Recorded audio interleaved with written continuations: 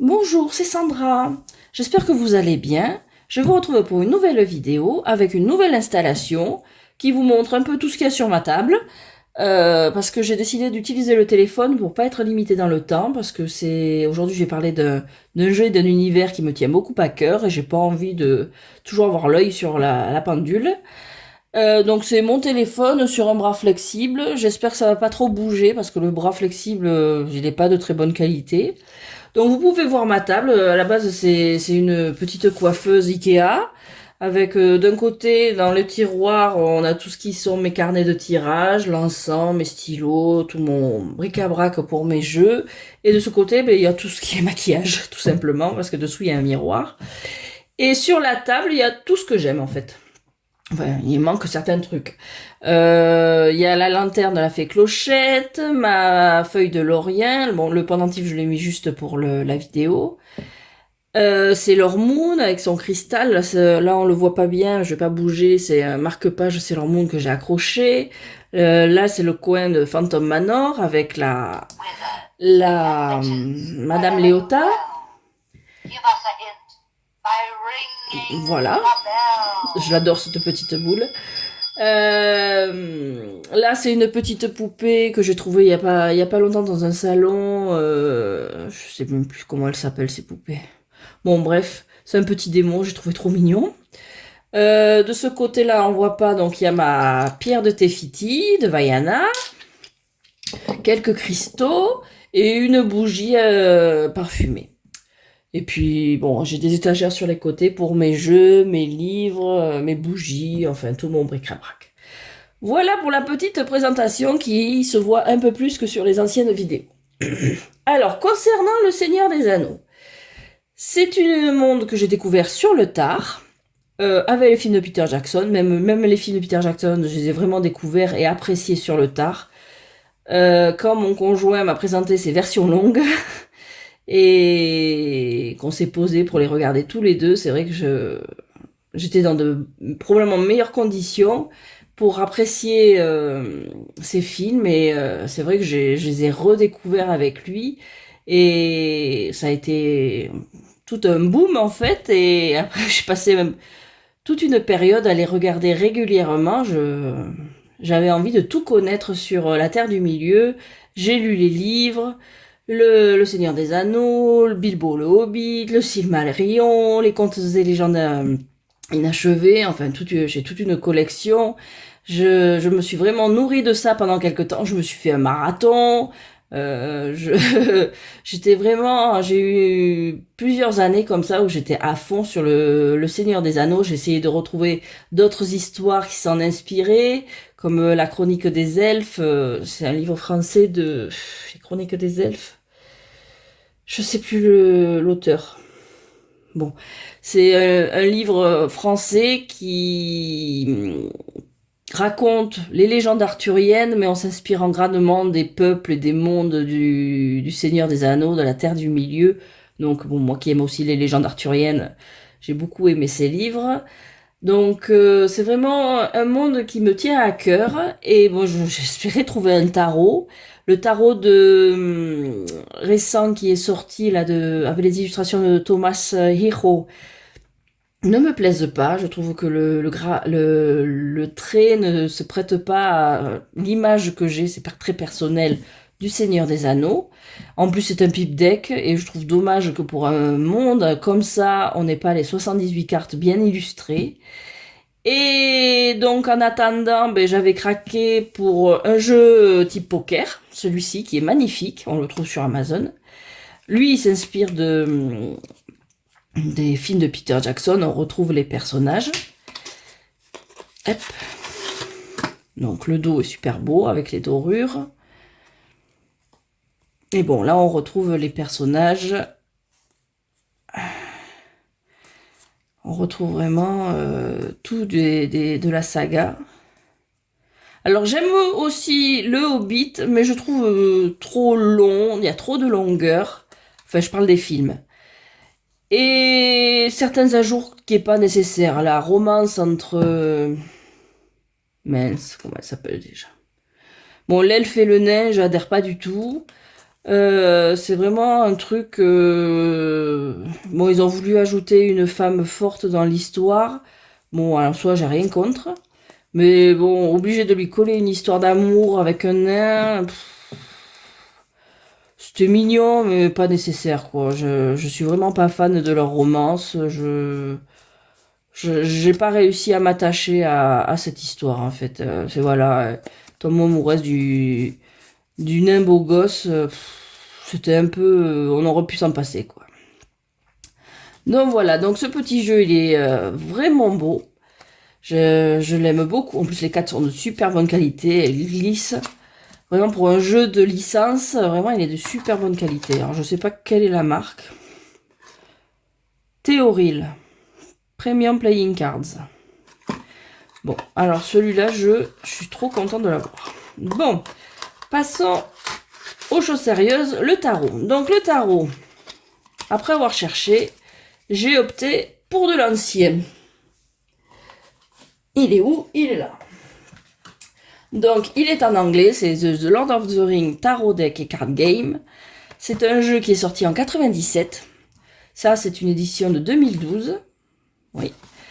Et donc, bon, on voit qu'il est vieux, hein, parce que les graphismes et tout, moi, ça me fait penser aux vieilles boîtes de jeux vidéo type Master System. Alors, pour ceux qui ont mon âge, peut-être que vous vous rappelez les vieilles boîtes avec la 3D, les trucs en briques, là, un peu 3D bizarre. Bon, le dos est un peu comme ça. Le dos, je suis pas fan, mais pour le reste, il vaut vraiment le coup. Donc, je l'ai pris en anglais parce que, bon, il se présente comme ceci, comme beaucoup de vieux jeux. Là, il y a le livre, mais je suis encore en train de le lire. Il est là. Voilà. Regardez la taille du livre. Avec mon petit marque-page Gandalf. Hop, je reviens dans le cadre. Toujours mon même problème de cadre. Donc, j'ai opté pour... alors, ce jeu existe en... Je l'ai vu. Peut-être qu'il existe dans d'autres langues, mais en anglais, en espagnol sous le même format, avec livre, jeu, comme ça, et en français. Alors j'étais partie pour l'acheter en français parce que il est sur Amazon pour un prix relativement raisonnable, jusqu'à que je trouve des images sur d'autres sites du jeu en question, et là j'ai dit non, ça va pas être possible. Alors déjà parce que le jeu se présente juste avec le jeu de cartes et un petit livret en papier. Alors qu'il est dans une grande boîte. Sur l'image, il paraissait dans une grande boîte, mais non, il n'est pas présenté comme ceci. Et les cartes ont la particularité d'avoir des phrases dessus qui expliquent la scène. Et la traduction des cartes, c'est assez lunaire, on va dire. Je veux dire que, bon, il y a des fautes que je peux passer, mais encore, bon, je suis maniaque, donc c'est même pas dit. Langue de verre au lieu de langue de serpent, bon, admettons. Mais terre centrale pour terre du milieu, non, faut pas exagérer là. Non, voir ça sur les cartes, ça, c'est un crime. Hein. Je veux dire, j'ai mon édition du Seigneur des Anneaux. Voilà, ma brique. Elle date de 95, donc avant ce jeu. Et en France, on disait déjà terre du milieu. Donc, le gars qui a traduit, il s'est pas foulé, il a fait du mot pour mot. Google Trad n'existait peut-être pas à l'époque, mais c'est limite ça, quoi. Terre centrale. Où tu vois ça? C'est aberrant. Donc, et puis alors, encore plus, maintenant que j'ai commencé à lire le guidebook, quand on voit comment le gars qui a créé ce tarot l'a fait avec passion, avec connaissance du matériel d'origine, avec connaissance du tarot, enfin, ne pas respecter son travail à ce point, non, j'ai du mal à rester poli, c'est un scandale. Voilà. Donc, on va passer au jeu. Celui que j'ai, donc, c'est la version anglaise, acheté au Museo del Tarot, à Madrid. Donc, il se présente comme ceci, la boîte. Donc, les boîtes, j'en ai déjà qui sont présentées comme ceci. J'ai le Easy Tarot de Ciro Marchetti, je sais pas comment ça se dit. Voilà. Donc, il y a la boîte, bon là c'est vu, le jeu, le guidebook, le jeu, on le voit pas bien, le jeu, le guidebook, et un tapis de tirage. Bon, je les utilise rarement.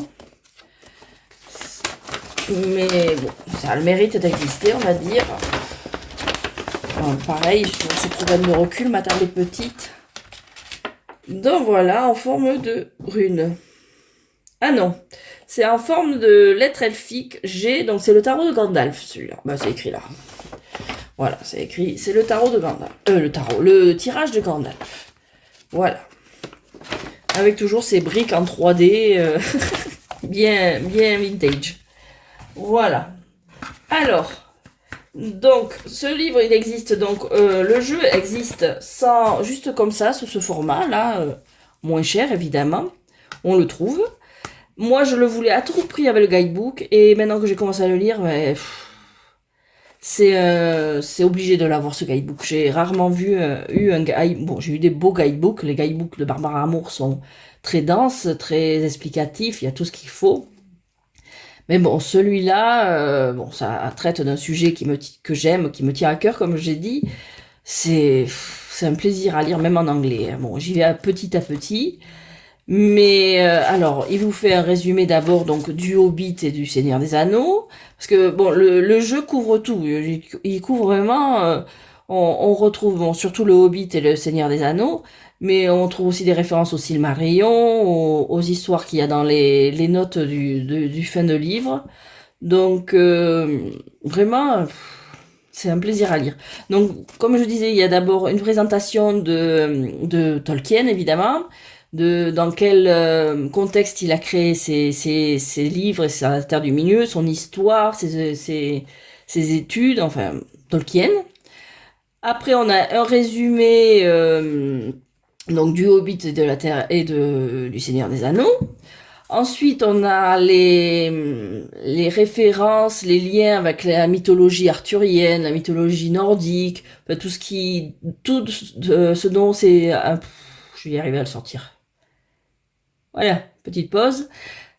Tout ce que Tolkien a utilisé pour s'inspirer, pour créer son monde, parce qu'il a créé un monde, la Terre du Milieu.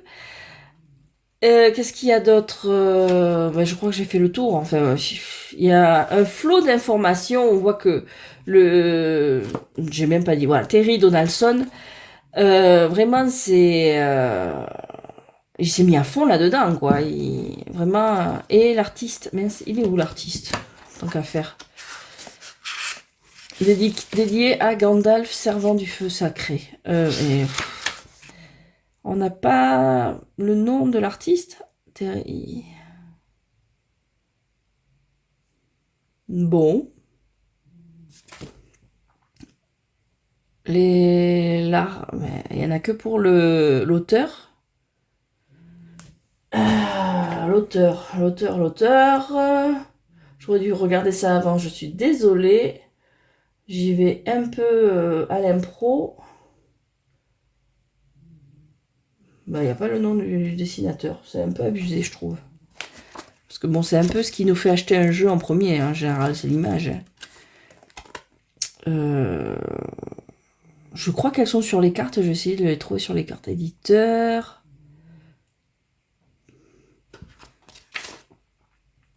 Alors, attends. Acknowledgement. Non. Bon. Tant pis, on verra après. Donc pour l'auteur, c'est vrai qu'il s'est vraiment... on voit que c'est un fan, quoi. Il s'est vraiment consacré à faire toutes les recherches et puis à les retranscrire dans son guidebook. C'est même pas un guidebook, c'est un book tout court, c'est un livre. Mais il n'en oublie pas pour autant le tarot. C'est-à-dire que, bon, au début, c'est vraiment une explication générale, et puis après, il va s'orienter de plus en plus vers la spécificité du tarot. Et donc, il va essayer d'associer certaines figures de la mythologie, des mythologies utilisées aux figures du tarot. Donc après, nous avons la présentation des arcanes majeurs. Les arcanes majeurs sont hyper bien expliqués. Il y a plusieurs pages qui leur est consacrées. Bon, j'ai pas encore tout lu, mais bon, elles sont plus ou moins toutes pareilles. Donc avec pourquoi ils ont utilisé ce dessin pour, enfin cette illustration pour pour cet arcane, la signification de l'arcane dans le tarot, l'astrologie, le lien avec l'astrologie. Après, ils font parler la carte pour les arcanes majeures. Les cartes mineures sont beaucoup moins détaillées. Et puis voilà, donc avec ça, on a vraiment toutes les informations de... Parce que c'est toujours la difficulté avec des jeux issus de la pop culture, des choses qu'on connaît, issues de télé, de livres, c'est qu'on a tous plus ou moins, on imagine tous plus ou moins, moi j'utiliserais ce personnage pour tel arcane, moi j'utiliserais plutôt cette scène-là pour tel arcane mineur. Et bon, c'est très personnel, donc on ne peut pas être tout le temps d'accord. Le fait que les artistes expliquent bien pourquoi ils ont mis celui-ci ou pas, parce que par exemple pour le fou, il a mis Gollum. C'est vrai que pour le fou, on imagine plus Frodo ou Bilbo qui part à l'aventure. Donc c'est intéressant d'avoir son point de vue. On y adhère ou on n'y adhère pas, mais bon, c'est une œuvre qui reste assez artistique et en fonction de l'auteur. Donc, je trouve bien qu'il y ait des explications. Le livret qu'il y a dans le jeu, quand on achète que le jeu, est vraiment trop léger à ce sujet-là. Donc, bon, pour toutes les arcanes majeures, donc on a on a donc ces 3 catégories, la carte, l'explication de la carte, la signification du tarot, l'association astrologique et la carte qui vous parle. Voilà. Et après, pour les cartes mineures, donc j'y suis pas encore, mais c'est beaucoup plus léger. Hein, on explique la scène, et après on a juste une phrase, quelques mots-clés qui expliquent la signification dans le tarot. Voilà. Et à la fin, on a quelques conseils pour lire avec ce tarot, pour lire le jeu. On a quelques tirages, des tirages classiques, mais aussi des tirages, mais celui de Gandalf, des tirages qui ont été inventés pour le jeu, le tirage du Hobbit, par exemple, et puis là on retourne à la croix celtique.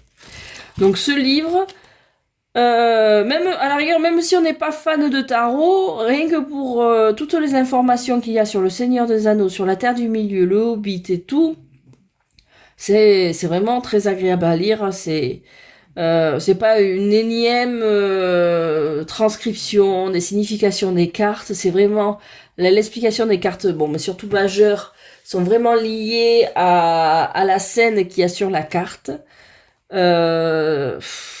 C'est dommage de ne pas l'acheter avec le livre, en fait, soit en version anglaise, soit en version espagnole. Mais bon, la version française, on laisse tomber. Mais vraiment dommage de ne pas avoir le guidebook. C'est... Bon, après, évidemment, si on parle pas anglais, ça sert pas à grand chose, mais c'est pas un anglais très compliqué. C'est des petits paragraphes, donc on peut y aller à son rythme. Bon, je sais que moi, j'aime lire chapitre par chapitre. J'aime pas couper un chapitre au milieu. C'est mon truc à moi, mais voilà, il y a 1 ou 2 cartes par tous les soirs. Je prends le temps. C'est pas aussi compliqué que le Silmarillion. Je sais que c'est une blague qui revient souvent, que lire le Silmarillion, c'est quand même quelque chose. Pour ceux qui s'y sont essayés, enfin non, on le lit le Silmarillion, mais il faut prendre son temps parce que c'est beaucoup de noms, c'est beaucoup de lieux, c'est beaucoup d'histoires, mais quand on aime ce monde, c'est hyper intéressant, quoi. Mais pour la petite anecdote, j'ai mis plus de temps pratiquement à lire le Silmarillion comme ça, qu'à lire la brique du Seigneur des Anneaux qui fait 1500 pages. Juste parce que je décrochais en fait avec tous les noms d'elfes, les noms de les Maillards et les Istari, et encore je dois me mélanger les pinceaux, comme je me mélangeais déjà les pinceaux à l'époque. Donc voilà. Et donc on va passer au jeu, donc qui se présente dans une Tugbox. Alors le jeu a un format particulier. Alors déjà, le jeu est présenté comme un tarot deck et card game. Le jeu de cartes en tant que jeu, il est expliqué sur le petit fascicule qui est à l'intérieur. Alors j'ai pas lu parce que ça m'intéresse pas, mais bon, voilà, il est là. Moi c'est le tarot qui m'intéresse. Voilà, donc le petit fascicule, c'est le petit fascicule qu'on trouve dans les jeux de Los Scarabeo, voilà. Et là, donc, il y a les rounds pour jouer. avec les cartes en tant que jeu, en tant que jeu de rôle, jeu de société. La taille des cartes, il faudrait que je me garde une règle ici, ça serait plus parlant peut-être. Hop. Allez, le Scarabeo est toujours là. Voilà. Elles sont un peu plus grandes. Voilà. Hop.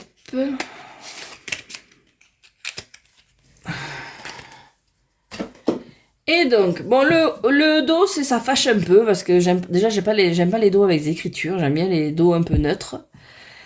Et bon, là, c'est génial la 3D, quoi. C'est la bonne vieille 3D. Voilà, il y a même petites ombres et tout. Bon, ça va, le dos est... Bon, j'ai vu des dos pires que ça, mais bon... J'aurais préféré un truc, je sais pas, avec l'arbre blanc, ou même un truc plus uni, avec juste des étoiles dessus, je sais pas, un peu à la comme le Béline ou comme ça. Je préfère les trucs un peu simples. Bon, alors, il est réversible. Donc, la carte de présentation. Là, c'est pour compter les points avec le jeu. Et on arrive à la carte. Alors, la carte. Alors là, c'est aussi dommage. Alors, on retrouve cet effet 3D de briques qui rappelle les vieux jeux. Les vieux jeux vidéo. On a le symbole pour le jeu de cartes. Et voilà, c'est dommage parce que ce jeu, il mériterait d'être réédité, mais sans bordure, en fait.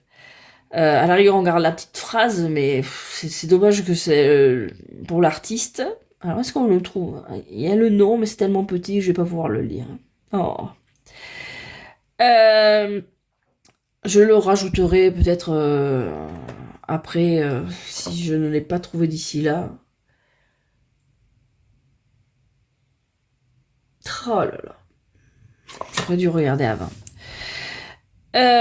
Donc les cartes, voilà, le dessin est vraiment trop petit, ça mériterait d'être je sais pas, le cartouche, si on garde la phrase plus bas, avec juste le nom de la carte, et puis tout le reste, l'image, quoi, parce que c'est dommage, elles sont pleines de détails, et elles sont toutes petites.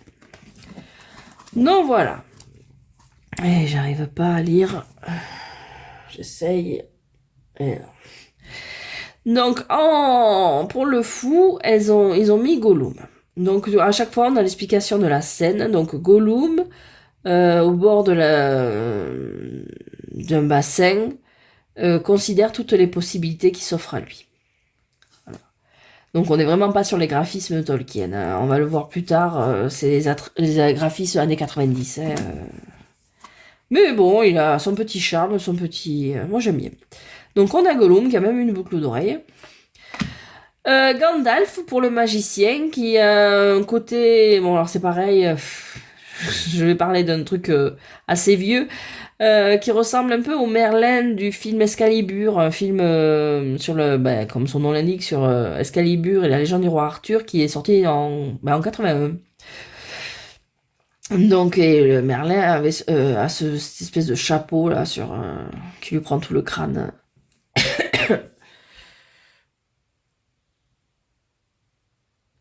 Peter. J'ai le Peter. Et j'ai pas le nom. Bon. J'arrive pas à m'enlever de la tête de trouver le nom de l'illustrateur. Je suis désolée. Ah, mais il est là. Je l'ai là. Peter Prakovnik. Ça y est. Je vais pouvoir aller de l'avant. Ça me bloquait de pas avoir le nom de l'artiste, vraiment. Et surtout que c'est un artiste qui s'est plus ou moins spécialisé. Il faisait beaucoup de dessins de fantasy, du Seigneur des Anneaux. Et je trouve très dommage qu'il soit que là, en fait. Il est même pas sur la boîte. Heureusement, ça a changé. On met plus en avant les illustrateurs. Bon, allez, on continue. Donc, le magicien. Encore une fois, les vidéos, c'est de l'impro, hein. Donc bon, Gandalf, ça coule de source pour ça. Là, comme je disais, pour Gollum, à la rigueur, on peut imaginer, je pense que dans les jeux qu'on trouve sur Etsy, c'est souvent Bilbo ou Frodo. Gollum, c'est plus surprenant. Donc Gandalf, alors pour la prêtresse, c'est Lady Éowyn. A priori, qui est guidée par son intuition. C'est pareil, prêtresse, on pense plutôt à Galadriel en premier lieu. Là, Éowyn. Alors là, vraiment, tous les personnages sont montrés, c'est ça qui est super. c'est que vraiment on reste pas sur les personnages principaux. Et il y en a vraiment beaucoup. Donc voilà. Alors bon, les designs, il y en a, ça va perturber un petit peu. Moi, ça bon, ça me perturbe pas tant que ça, mais c'est vrai que ça fait bizarre parce que c'est pas les designs auxquels on est habitué désormais. Alors pour l'impératrice, là maintenant on a Galadriel. Donc Galadriel. Entourée de, parce que celle-là je l'ai lu. Encore une fois, j'ai pas lu encore tout le guidebook, mais il me tardait de le présenter parce que je suis tellement bien. Donc ça j'ai lu qu'en fait ici on a Bellanona Took, la maman de Bilbo et Bilbo bébé. Et là c'est Rose, en français, Rosie Chomine, la femme de Sam Genji. Donc on a un trio féminin, on a la maternité, parce que Rosie Chomine elle a quand même donné, si je me souviens bien, 13 enfants à Sam. Donc on a vraiment bon la femme guerrière avec l'épée et la lance, mais également la féminité. On a vraiment la maternité. Mais d'ailleurs c'est écrit. Je fais style, je me souviens, mais en fait c'est écrit. Il suffit de lire les phrases. Elles sont vraiment bien ces phrases parce qu'à la rigueur on a presque pas besoin du bouquin si on veut se faire un tirage. On peut se faire à l'intuition avec juste la petite phrase. Donc là voilà, on a Bellona Took et Galadriel et Rose Gamgee. Les trois aspects du pouvoir féminin. Alors voilà, ça c'est les designs qui font un peu particulier, parce que là c'est Elrond donc, et bon, je vais essayer de rapprocher, avec une moustache, il fait un peu, voilà, viking, un peu, pas viking, gaulois, un peu, c'est un peu bizarre de le voir avec une grande moustache à la Astérix, quoi. Mais bon, Elrond refuse de toucher l'anneau et garde ainsi son indépendance. Oh, bon, même avec la moustache, j'aurais aimé avoir la carte en grand. Là, on a Saruman pour le hiérophant, qui a déjà qui n'est plus Saruman le blanc, mais qui a déjà sa cape multicolore, avec la même blanche qui a pris une forme un peu comme le hiérophant, et puis un palantir dans les mains. Donc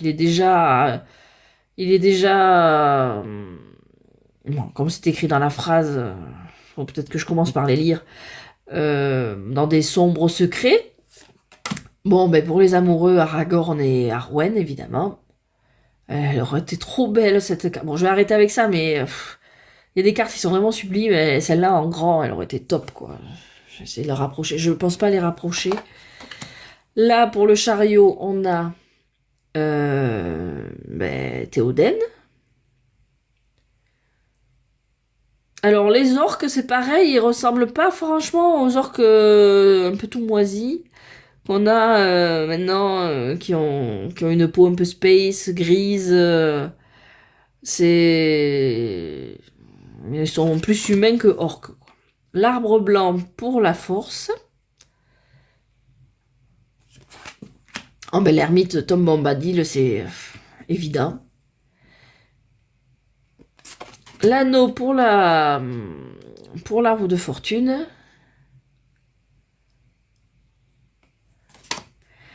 Comment il s'appelle pour la justice? Les esprits que va chercher Aragorn à la fin pour qui répondent à son appel, là, les Housebreakers, je sais plus, les créatures sous Donaro, oui, mais je me souviens plus le nom en français. Voilà. Les espèces de fantômes qui ont trahi lors de la guerre de l'anneau et qui sont obligés de répondre à l'appel d'Aragorn pour être libérés. Faramir pour le pendu, alors qu'il s'apprête à être brûlé vif par son père. Pour la mort, bon, c'est super bien, c'est le combat de Gandalf contre le Balrog, à mesure où Gandalf renaît en plus beau, plus puissant à la fin. Donc on a les symboles aussi, sur certaines cartes, pas toutes, mais voilà. Super cette carte. Pour la tempérance, on a Sam, Frodo et Gollum.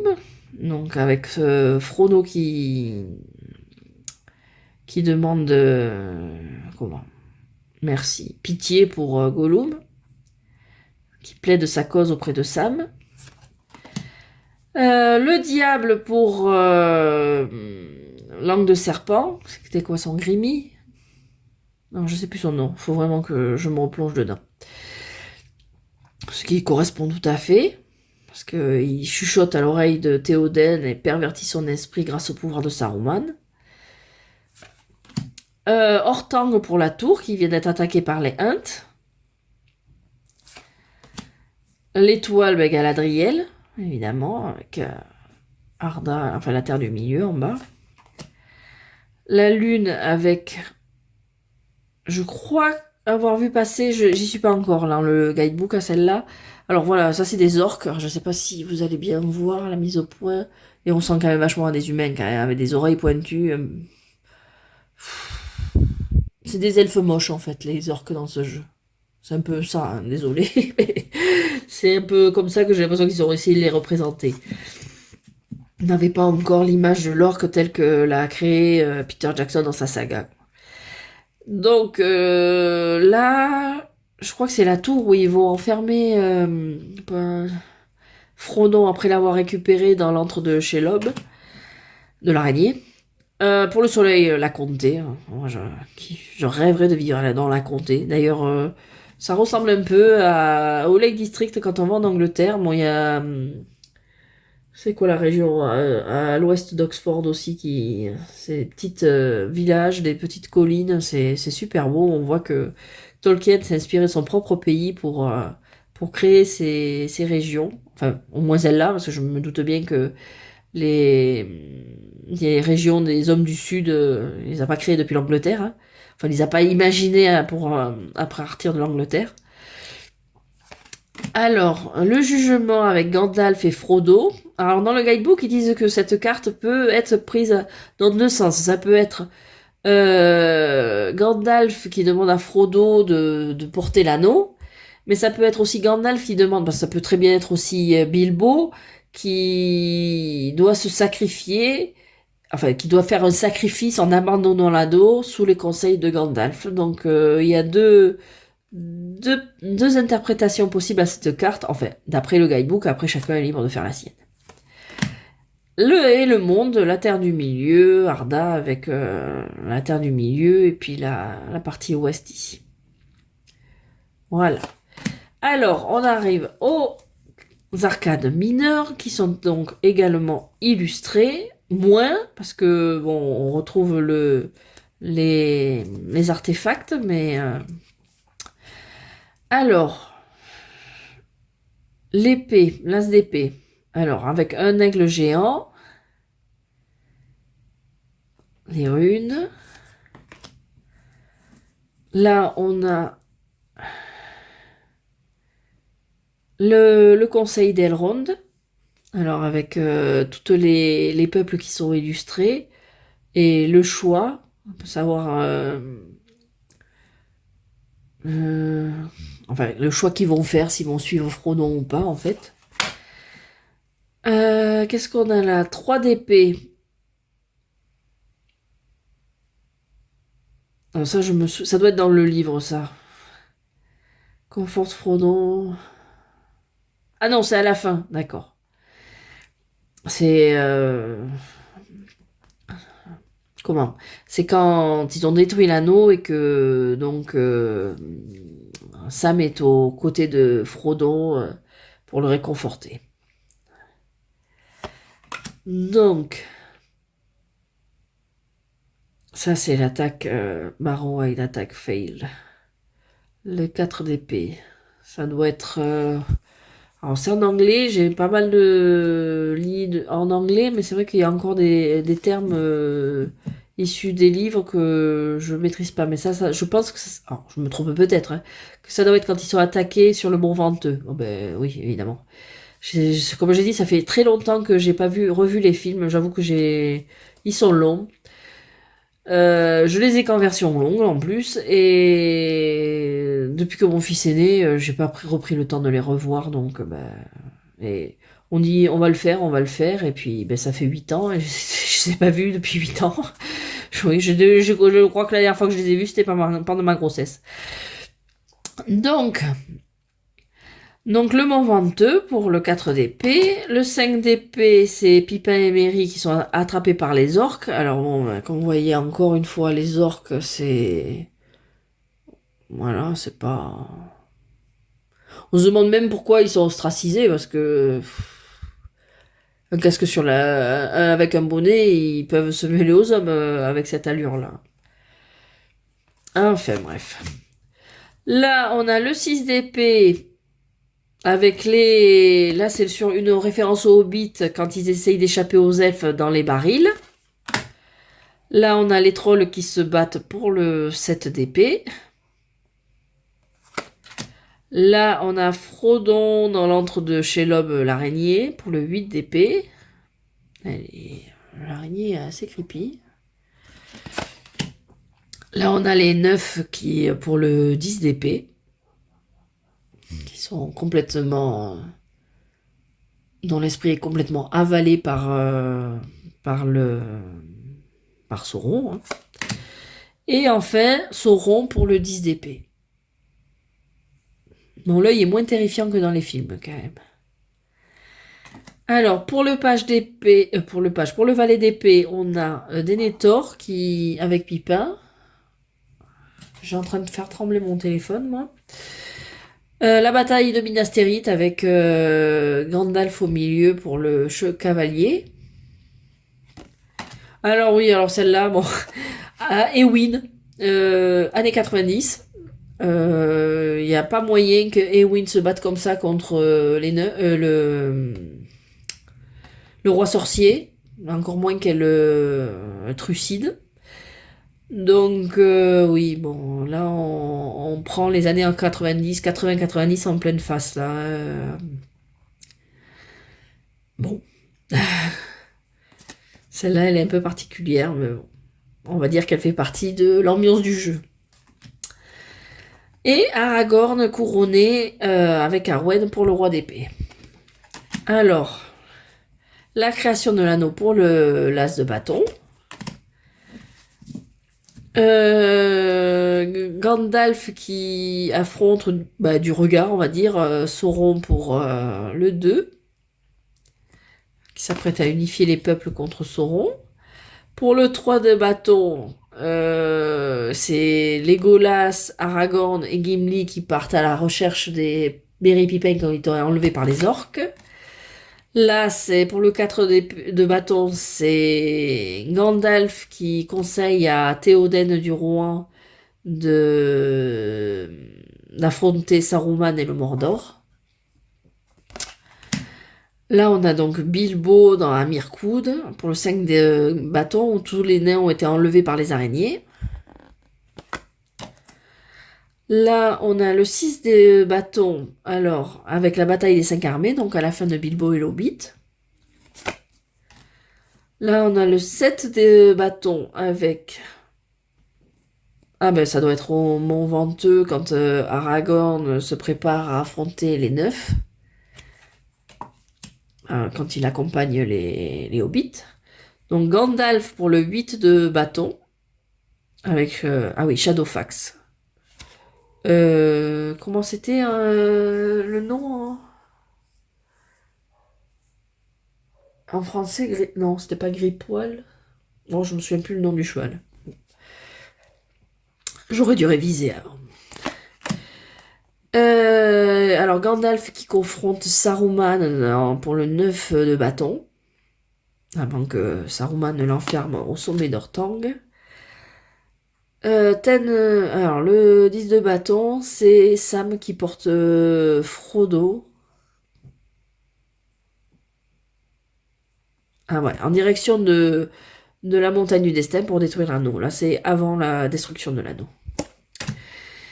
Le page, c'est Radagast, le brun, le magicien.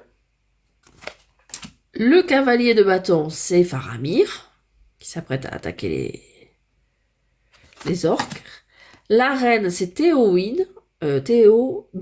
Alors, c'est la sœur de Théoden, qui n'apparaît que dans les livres, même pas. J'aurais tenté de dire ou dans les notes ou dans le Silmarillion non plus. Enfin bon, bref, un personnage qu'on ne trouve certainement pas dans les films. Et donc Théoden pour le roi de bâton. Et qui est encore sous la coupe son conseiller langue de serpent. Alors, l'as de coupe, avec Galadriel et son miroir quand elle montre à Frodo en Lorien, oui. Faramir et Éowyn, quand ils tombent amoureux pour le 2 de coupe, et je trouve génial de pouvoir les représenter parce que bon, ils apparaissent nulle part à part dans les notes de fin du Seigneur des Anneaux. Et c'est un couple dont j'aurais aimé connaître l'histoire parce que bon, c'est un peu les laisser pour compte, les pauvres, et qu'ils puissent se retrouver, trouver le bonheur ensemble. Je trouve ça, bon, c'est une belle fin, quoi, positive. Le 3 de coupe avec Frodo et Bilbon qui se retrouvent à Foncombe. Le 4 de coupe avec Frodo, Sam, Merry, Pippin avec le fermier Maggot. Alors ça, c'est pas dans les films. De toute façon, ça peut pas être dans le film vu que le jeu a... Enfin non, qu'est-ce que je dis? C'est un des trucs qui a été supprimé dans le film. Le jeu, vu qu'il a été en 100% fait à partir des livres en 97, donc c'est ça qui est bien, c'est qu'on retrouve vraiment des scènes inédites quand on ne connaît que les films. Je m'embrouille les pinceaux comme d'habitude, mais bon, c'est pas grave, on a l'habitude. Les compagnons qui pleurent Gandalf après sa disparition dans les mines de la Moria. Alors bon, pareil, c'est vrai que c'est un peu le problème quand on est habitué au visuel de Peter Jackson. C'est qu'à la rigueur, ils ont tous l'air humains, parce que ça, c'est censé... attends, qu'est-ce qu'on a de beau? Qu'est-ce qu'on a? Bon, là, on a Gimli, ça doit être Boromir. Gandalf. Comment il s'appelle? Merde. Ah! Je perds mes mots. Bon, l'elfe. Aragorn et puis les hobbits. Mais pourquoi ça se fait que j'ai plus mon elfe? Bon, bref.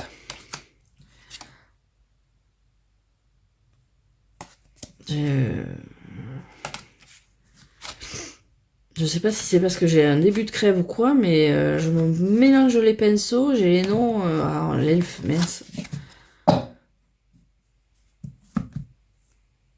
Bon. Avant de bloquer dessus, je vais regarder dans le livre. Parce que je me connais, je vais bloquer dessus.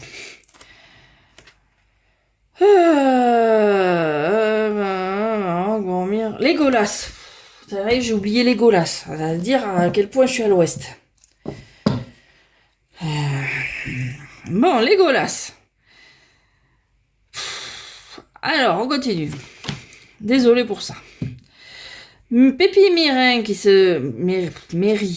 Pipin et Merry. Donc, ils font des blagues après avoir détruit... la destruction d'Ortang avec les Ents. J'adore. Mon film préféré... bon, j'aime tous les livres. Surtout que je les ai lus en une fois, vu que c'est un gros livre qui les réunit les trois. Mais mon film préféré, ça reste Les Deux Tours, celui des deux. Parce que j'adore l'ambiance du Rohan, les musiques qu'il y a... les Ents, vraiment, les Deux Tours, ça reste mon préféré des trois. J'aime les trois, mais j'avais une petite préférence pour les Deux Tours. Pour le 7 de coupe, c'est les Palantirs, les 7 Palantirs.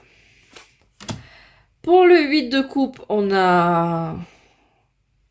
Ah oui, quand Gollum a fait traverser à Frodon et Sam les marais morts, là, où il y a les morts qui happent Frodon, là. L'anniversaire de Bilbo pour le 9 de coupe. Et pour le 10, on a la fin de l'histoire où les compagnons qui le désirent quittent la Terre du Milieu pour aller à l'ouest, qui vont au Havre Gris pour aller à l'ouest. Donc, le valet, donc on a le poney fringant, la taverne. Pour le chevalier, on a Frodon qui résiste à l'appel des neufs. C'est écrit ici. Quand ils sont attaqués. Dans le film, c'est Arwen qui lance les chevaux pour balayer les neufs. Mais pas dans le livre. Goldberry, c'est si je me trompe pas, la femme de Tom Bombadil pour la reine de coupe, qui n'apparaît pas dans les films, vu que Tom Bombadil non plus. On retrouve le style un peu sexy, on va dire, qu'avait Éowyn sur la reine de... C'était la reine de quoi? D'épée.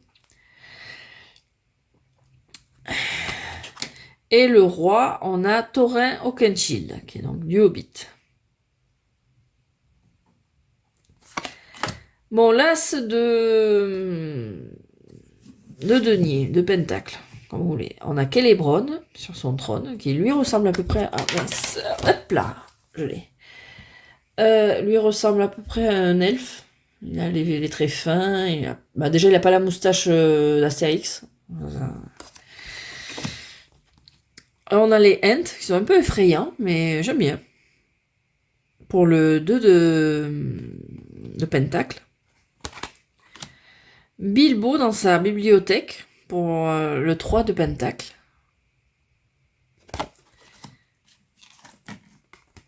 Alors oui, je l'ai lu parce que l'auteur en fait référence.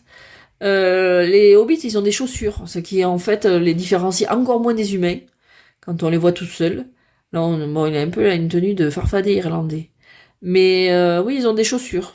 Parce que l'auteur explique que ils ont plus ou moins estimé que quand ils partent en voyage, où il y a quand même peu de chances qu'ils restent pieds nus. Donc, c'est un point de vue. À l'époque, vu qu'il n'y avait pas les films qui ont un peu uniformisé tout ça, chacun y est allé de son point de vue, j'imagine. Hein.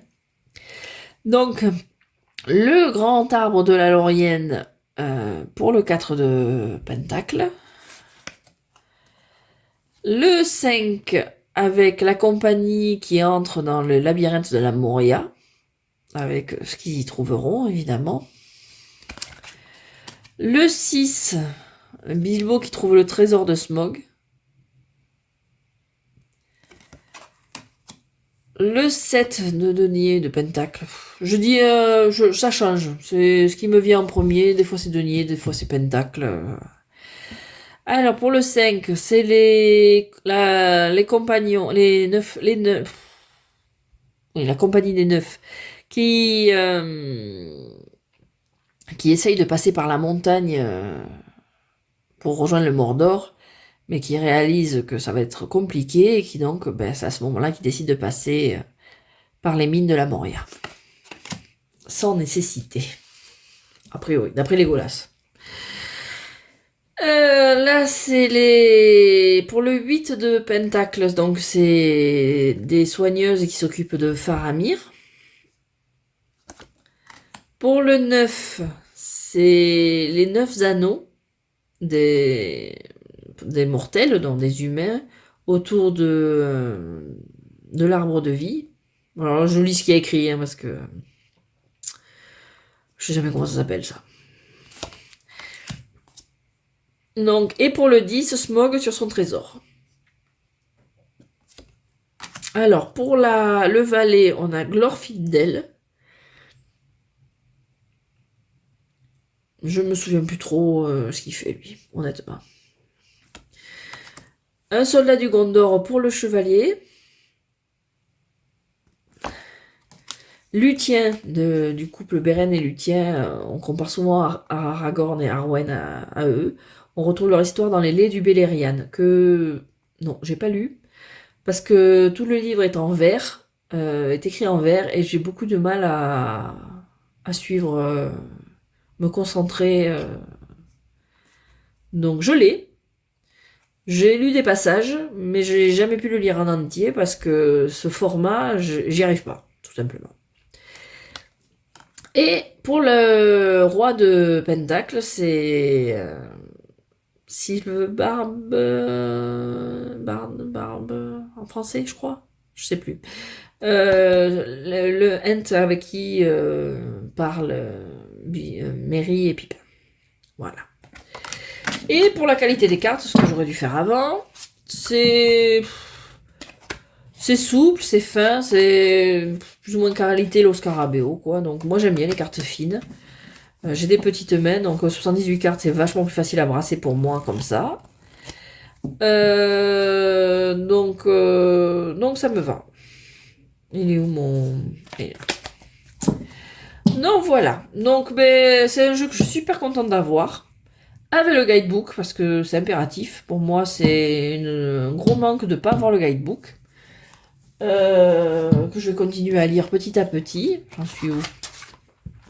J'en suis aux amoureux. C'est super intéressant donc d'avoir le point de vue de l'auteur. Je déplore qu'on n'ait pas plus... que l'artiste soit pas plus mentionné. Mais bon, ça a été une autre époque. Peut-être que leur travail a été revalorisé et que c'est tant mieux. C'est vrai que même nous, on parle plus souvent des jeux de Barbara Amour que de l'artiste qui est derrière, qui a fait les cartes, par exemple. Donc, faudrait plus se concentrer aussi sur les dessinateurs, parce que travailler sur 78 cartes, c'est quand même pas évident. Ça demande beaucoup de temps, beaucoup de travail, de réflexion. Bon, j'imagine que ça se fait à deux, mais avec l'auteur. Mais je trouve dommage qu'on voyait que l'auteur. Alors bon, il est plus vendeur parce que en Angleterre, il était connu parce qu'il est décédé, mais il était connu ce type-là. Mais bon, il me semble que l'artiste est également connu pour son travail sur tout ce qui est Heroic Fantasy. Peter Prakovnik, je sais pas le dire correctement probablement. Mais j'aime beaucoup ce qu'il a fait et je regrette que... Bon, j'imagine que c'est le côté...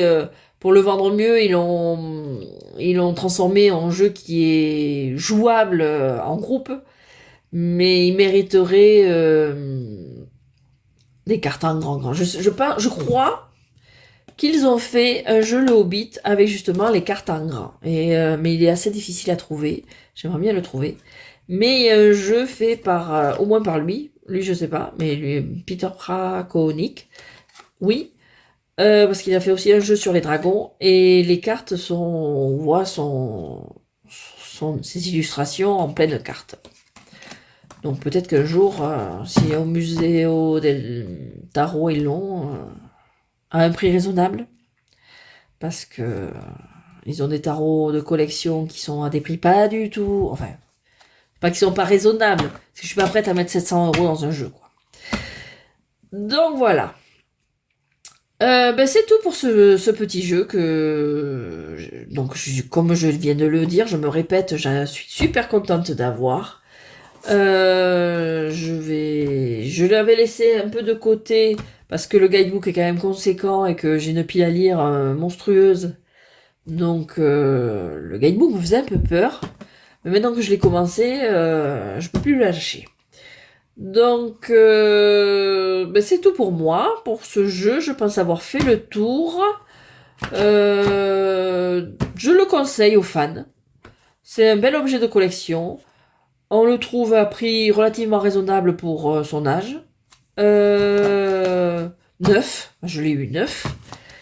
Et vraiment, c'est quand on aime lire des choses sur le Seigneur des Anneaux, bon, il en sort plus, des trucs nouveaux, il en sort plus. Je crois que le dernier que j'ai acheté, qui est en édition récente, c'était Les Enfants d'Aurine. Vraiment, c'est un plaisir de les retrouver. Ça donne envie de revoir les films, donne envie de relire les livres, de me replonger dedans, si j'avais le temps. Bon, j'ai le temps de lire les livres. Regarder les films, à moins de les couper, c'est plus compliqué. Mais vraiment, c'est un plaisir de retrouver, même bon, si les dessins, bon, je suis pas toujours très fan. Bon, héroïne en guerrière sexy pour affronter le roi sorcier. Bon, là, ils ont un peu abusé. Hein, mais ils lui ont quand même mis une jambière en armure, hein, vraiment. Et puis au niveau des bras aussi. Elle est protégée, hein. Surtout là, je trouve qu'elle est vachement protégée à ce niveau-là, hein, vraiment. C'est un peu le problème qu'on trouve dans les jeux vidéo aussi, ça. Les femmes, les armures des femmes, c'est assez... Non, c'est complètement ridicule pour la plupart. Donc voilà. On va arrêter les digressions. Je vous remercie d'avoir suivi cette longue vidéo. J'ai bien fait de prendre le téléphone pour celle-ci. Merci beaucoup. Très bonne journée et à très bientôt.